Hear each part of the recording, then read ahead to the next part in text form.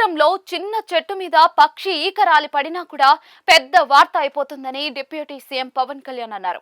పిఠాపురం నియోజకవర్గంలో జరుగుతున్న పిఠాపురం సంక్రాంతి మహోత్సవాల్లో ఆయన మాట్లాడారు. పిఠాపురంలో తాటాకు చప్పుడు కూడా వైరల్ చేస్తున్నారని పేర్కొన్నారు. ఎవరో వచ్చి ఇక్కడ ప్రజల మధ్య విద్వేషాలు పెంచి మానవ సంబంధాలు చెడగొట్టాలని చూస్తున్నారన్నారు. ప్రజలు ఇదంతా గమనించాలని కోరారు. ఏ ప్రముఖ నాయకుడి నియోజకవర్గంలో కూడా ఇలా జరగదని తెలిపారు.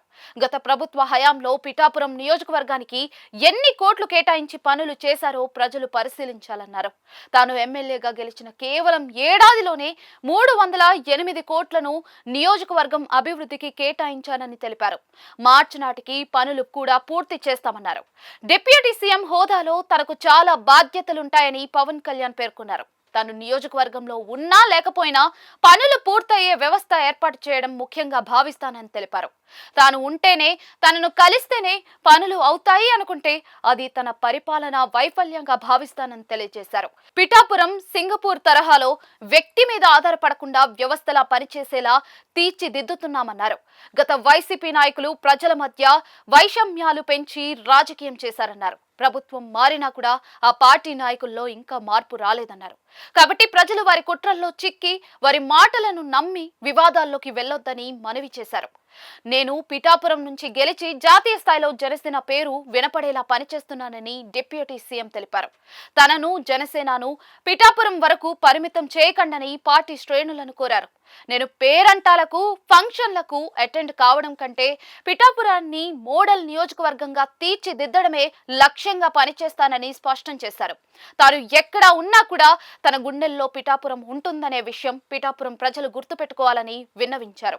పిఠాపురంలోని ఒక స్కూల్లో 2 చిన్నపిల్లలు మాట అనుకుని కొట్టుకుంటే అది పెద్ద వార్త చేసి అది కూడా తన బాధ్యత అంటారని, పులివెందులలో సొంత బాబాయ్ హత్యకు గురైతే అది వార్త అవదని వైఎస్ జగన్ పై పరోక్ష విమర్శలు చేశారు. నాయకులే కొట్టుకుంటుంటే స్కూల్లో 2 పిల్లలు మాట అనుకోకుండా ఉంటారా? అది కూడా పెద్ద గొడవలా మార్చాలని ప్రయత్నించారని ఆవేదన వ్యక్తం చేశారు. చిన్న పిల్లలు ఏదో అనుకుంటే దానిలోకి కులాలను తీసుకొస్తారా అని నిలదీశారు. నాయకులు కూడా ఈ విషయాలపై ఆలోచించాలని సూచించారు. ఎన్నికలు అయిపోయాయి అని వదిలేస్తే ఉప్పాడ ప్రొటెక్షన్ వాల్ వచ్చేదా అని ప్రజలను డిప్యూటీ సీఎం ప్రశ్నించారు.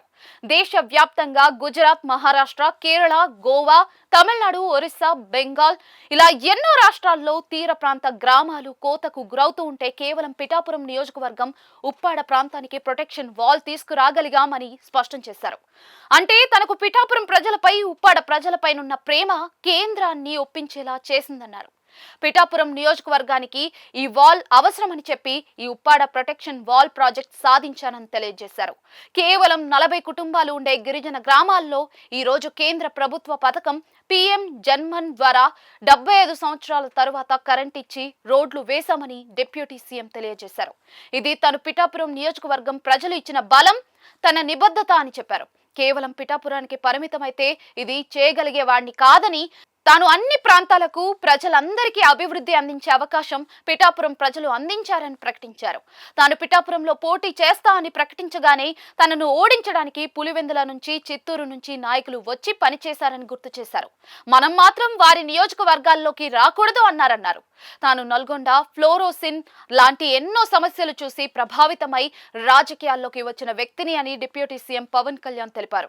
తన సినిమాలు ఫ్లాప్ అయినా కూడా డబ్బులు వచ్చే శక్తి ఉన్న స్టార్డమ్ ఉన్న వ్యక్తిని అని స్పష్టం చేశారు. అలాంటిది రాజకీయాల్లోకి రావడానికి కారణం నా ఆవేదన, బాధ్యత అని కుండ బద్దలు కొట్టారు. తెలంగాణ ప్రజలకు ఆంధ్ర ప్రజల ప్రేమను తీసుకెళ్లండి, వారికి ఇక్కడి ప్రజల ఆత్మీయతను జనసేన పార్టీ తెలంగాణ నాయకులు అందించాలని కోరారు.